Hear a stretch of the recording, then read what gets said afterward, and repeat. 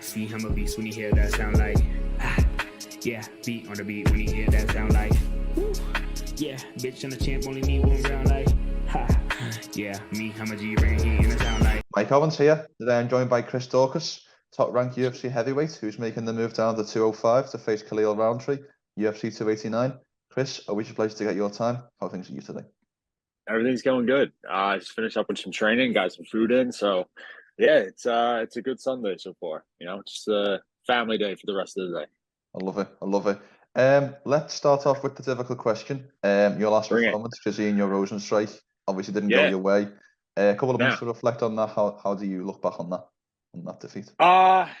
It sucks. It was super quick.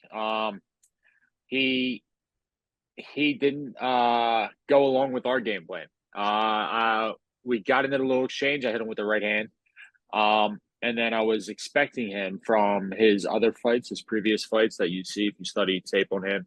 He generally stays where he's at, or he tends to fade back and throw that like his counter hook. So we were game planning off that. I hit him with the right hand, and then we were expecting him to throw that again. As I was going to throw a leaping in hook cross into the shot, he decided that he was going to step in with the jab with his left hand, and then just pretty much started off the end of the fight with that. So yeah, it didn't go to the plan, the game plan in which we thought was going to happen, but that's what happens when you fight at heavyweight, 100%. When you look at previous opponents or upcoming opponents between Rosenstrike and Rountree, any similarities in striking style?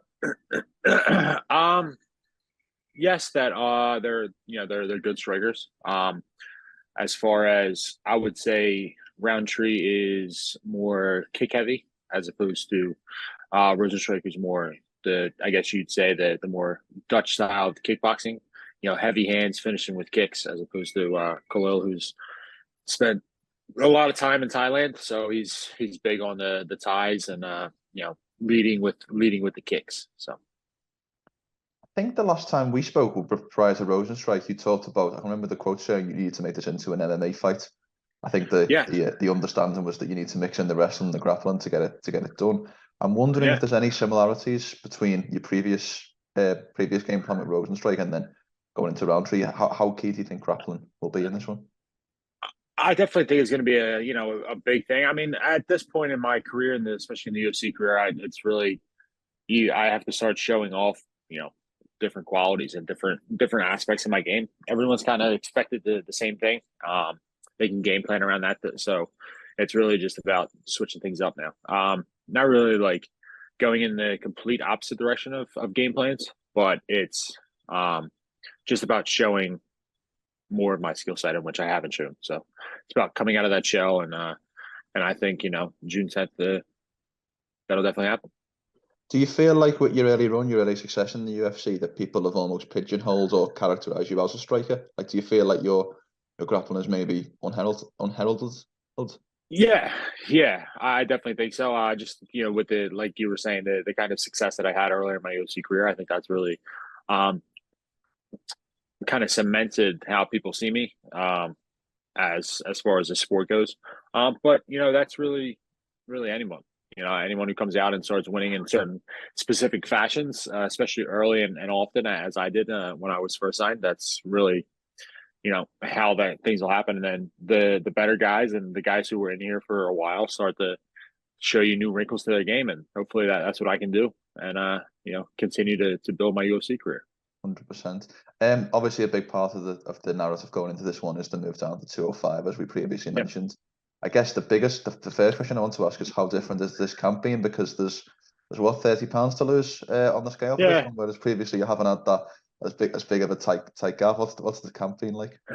The camp's been fine, man. It's the camps is the same as usual, pretty much, as far as like working out. It's just about the diet and then including some extra cardio, some stuff in there.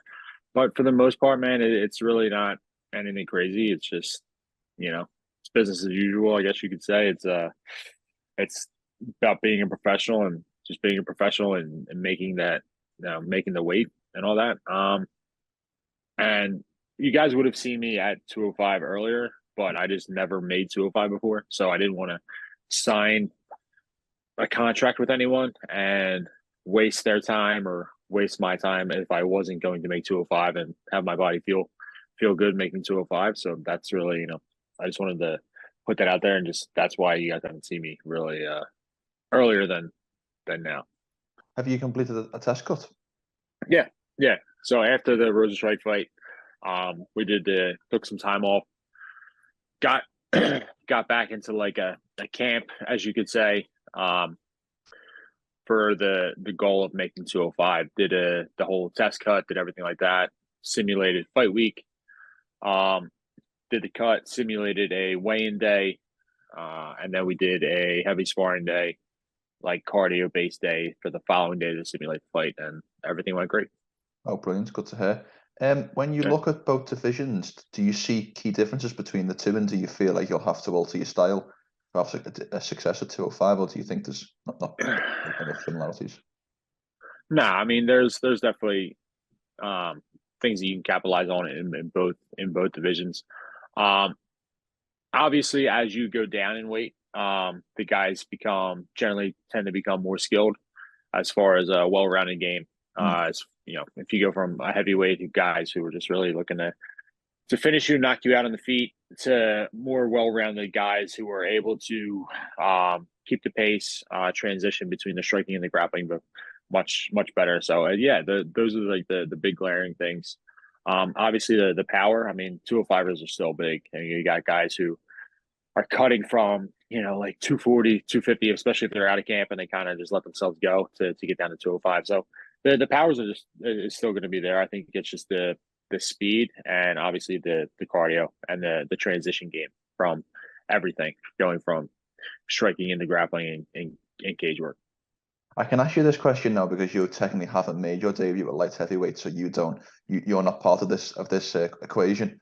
But who would you class right now as the best light heavyweight on the planet? Because it is quite a difficult question to ask. We have a champion, but is he the best? Oh boy, that's a tough one, man. I mean, is he the best 205er right now? On paper, you have to say yes because he is the champ, right? You say yes, he is the champ. But did he beat the former champ to get that belt? That's my kind of like thing. And no, he didn't. The former champ was hurt, obviously, so they're coming back. He's going to be fighting, hopefully soon.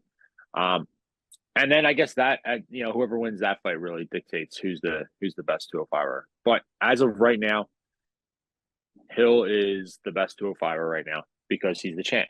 So yes, you have to say that he's the best 205er currently. Yes. Who would you favor between Jamal Hill and Yuri Prohaska when that fight hopefully eventually happens? I don't know. That it's going to be a fun fight. They're both dogs. They'll both be in there for however long the fight goes. If they want to beat the shit out of each other, they could beat the crap out of each other for 25 minutes. It'll be a great fight. I don't know. I honestly think that's probably a closer fight than like the Glover fight or for both of those guys. I just really think that's a super close fight. They're both really good. They both strike from awkward angles. More Prohaska is, more of the awkward striker, but I think Hill probably has a little bit more power. So, oh boy, I don't know who I would pick in that one. I mean, 6 one way, half dozen the other. It's really like a coin toss on that one. So I'm going to stay out of that one for this time. Maybe as the fight gets closer, some people start saying some things, some footage comes out of the guys training. We'll see. We'll see if things change. Yeah, no, 100%. Obviously, we talked then about the test cut, and it's great to hear that was obviously successful. But during the actual camp for this light heavyweight debut, has there been any specific changes that you've made to preparation? Like, has there been more cardio days, or just ways in which you've altered your training camp for the move? Yeah, for the most part, there's been definitely some major changes. I was lifting a lot more as far as like lifting heavier. Now I'm still lifting as much, but we're supplementing that with like speed days and like stuff like that. So more like body weight drills, more resistance training as far as like band work and stuff like that. Obviously still lifting heavy as best as I can. but yeah, also including the cardio days and then the extra days with the resistance training, like band work and the explosive training. What's your favorite lifting exercise? What's of interest? I like deadlifts, man. I just like, getting big and, like that's like that to me, that's just like how strong are you? Like that's just like the old school, like, all right, here's all this weight on the floor. You got to pick it up and put it back down. Let's see it. So I like that. Like the alpha male of the gym room almost. The exercise. Yeah, exactly. Yeah, it's like the deadlifts or like squats. I like doing squats. It's like let's see how good your legs are. I'm on those two. Yeah, so deads or squats, definitely. 100%. Obviously, when I speak to one Daukaus brother, I've got to talk about the other. If memory serves, Kyle's back in action next month on Cage Fury. Yes, he's fighting the week after me. Yes. Can you just give us a little update on where Kyle's at and where his headspace is in going into his? Yeah, he's looking scary. He's whooping my ass. So yeah, it's kind of scary. He's back in a good mental spot. And the type of motivation that he has and I don't want to say like single-mindedness, but the type of focus in this goal, in this point in time of his life, it's really scary to look at, like how focused he is. So I'm really excited. If he's any close to where he's at in the training room or how far along this camp's been, it's going to be a really, really great night for him. I love it. Great to hear. Turn the conversation back to yourself, Chris. Obviously, in the most respectful of ways, the last few fights haven't gone your way. I've got my ass kicked the past 3 fights. Yeah, man. You could say it. It's all right. No, I wouldn't say that. Things haven't gone your way. That's I have respect for everyone who steps in there, and it's sometimes it can be tough toss of the coin, especially a heavyweight. But nevertheless, where do you feel like going into this fight? What space do you feel like you occupy in your career? Like, where's your mental game at going in? I'm right there. It's a new thing for me. Going to 205. It's a kind of like a new, like you're turning over new leaf and all that, But and still with saying that, like this is like a new thing, like a new opportunity. This is a new path for me. This is still like I'm on a 3-fight losing streak, like in the UFC. Like it doesn't. This is really it. You know what I mean? So this is like a kind of like I would feel like either a do or die type thing. So I mean, I have a few fights left on my contract. So we'll see what happens after this fight. Obviously, going into any kind of negotiations with the UFC, they're going to be going off your past performances. So the only thing I could do is just win this fight. It's just win, and then finish out my contract and just continue to win.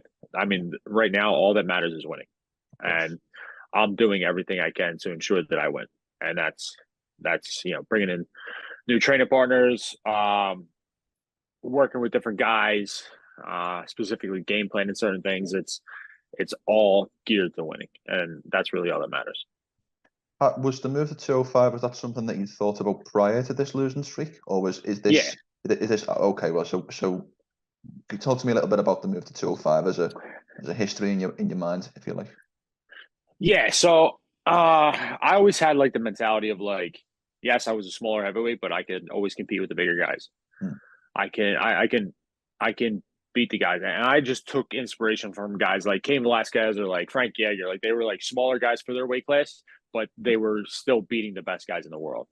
I was under the assumption, I don't want to say assumption, but I was under the belief that I could do the same thing.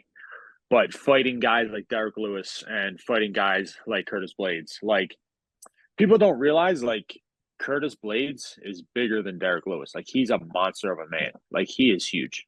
And when you're standing across the cage and I'm like weighing in at like 240 or like 238 or whatever, and these guys are like 265 on weigh-in day, and then you don't know what they're weighing in on fight night, it's kind of like,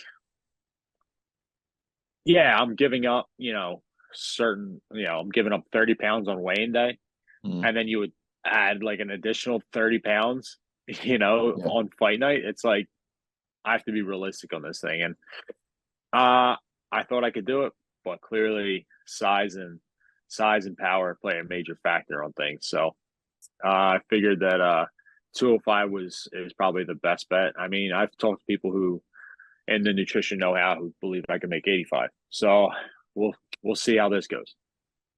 Yeah. The only thing I would say on that, Chris, is I presume it's quite a daunting task. The diet might be quite a daunting task to get to 185. Yeah, dude. Like I talked to this dude, and he's like, "Oh yeah, you totally can make 85." And I'm like, I could probably make 85, but do I want to put myself through making 85? Probably not. But we'll see how the rest of the UFC fighting career goes. So we'll see.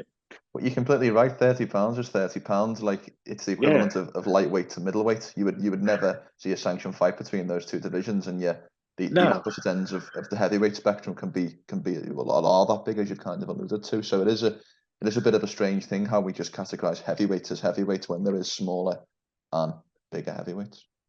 Yeah, which is, I mean, and then that goes back to the old argument that people have been calling for an additional weight class in the heavyweight division.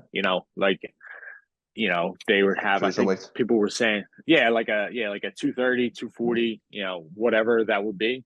Yeah. But then I think you'd already dilute the pool of heavyweights even more. You'd have guys who were obviously cutting to make whatever number you decide the heavyweight to be, whether it's 235, 240, whatever. And then it would be the same thing. Then you'd have like 4 guys who were above, and you're kind of like, is it worth it? Is it not worth it? Do we have enough guys? Is the skill set there? Do people want to see that type thing? So, but yeah, I mean, it's kind of crazy that you can have someone who would weigh in at like 210 pounds for a heavyweight fight, and then a guy who's cutting to make 265, and they're still going to fight, and they're giving up at least however much weight that is, along with whatever weight that guy puts back on for fight night. It's kind of crazy. It is very crazy when you think about it. Turn the conversation back to yourself for one final question, Chris. What I would like to do, and you can answer this question any way you like, is I would like you to give me a walkthrough of the perfect day on the 10th of June. What happens when you wake up from the moment you go to sleep? Perfect day. Waking up, nothing hurts as far as your body aches, nothing like that. Get a good night of sleep. Waking up, getting good breakfast, getting good food in you, good conversation with the guys, with the team. Take some time alone outside, enjoying the nature a little bit, whether that's on a walk by myself, sitting at like my hotel room, sitting out on a balcony, whatever, just reflecting on everything that's going on for the fight day and in life in general. Really just relaxing, joking with the guys after that. Maybe eat again once or another time before we go down to the arena. If we have to be at the arena at like 4:00 or whatever, I'll probably eat at noon time, and then I'm not eating again. Before I leave the hotel room, I call, FaceTime my family, tell them I love them, everything like that. And then after that, it's really just fight mode. Get out there, get to the arena, great warm up, feeling good, energy's good, feeling great with the whole crowd, the room that we're in, making that walk, the music hits, got your blood flowing, you're running through everything in your head. Nobody's stopping it. Nobody can touch you. He can't beat you. You're walking into the cage. Bruce is there. He's screaming. I'm looking across the cage from him. I'm ready to go. We get in a little exchange, blah, blah, blah, whatever. Fight's over. Crowd's going nuts. However the fight ends, whether it's me choking him out, whether it's me stopping him, 3-round decision, doesn't really matter. I'm ready to go, but I'm getting that victory. Whoever's going to come in and interview me, do the interview. It'll be great. And then ride off into the sunset, back home to the family, and enjoy a little vacation after this camp. So yeah, man, that's pretty much it. I love it. Thank you for giving me that walkthrough. Hopefully that is what comes to fruition on 10th of June. Chris, it's always a pleasure to get your time. It really is. For either of the Daukaus brothers, it's a pleasure to get your guys' time. I wish you the best of luck for this upcoming fight, and would love to catch up after. Thanks, man. I really appreciate it. Thank you.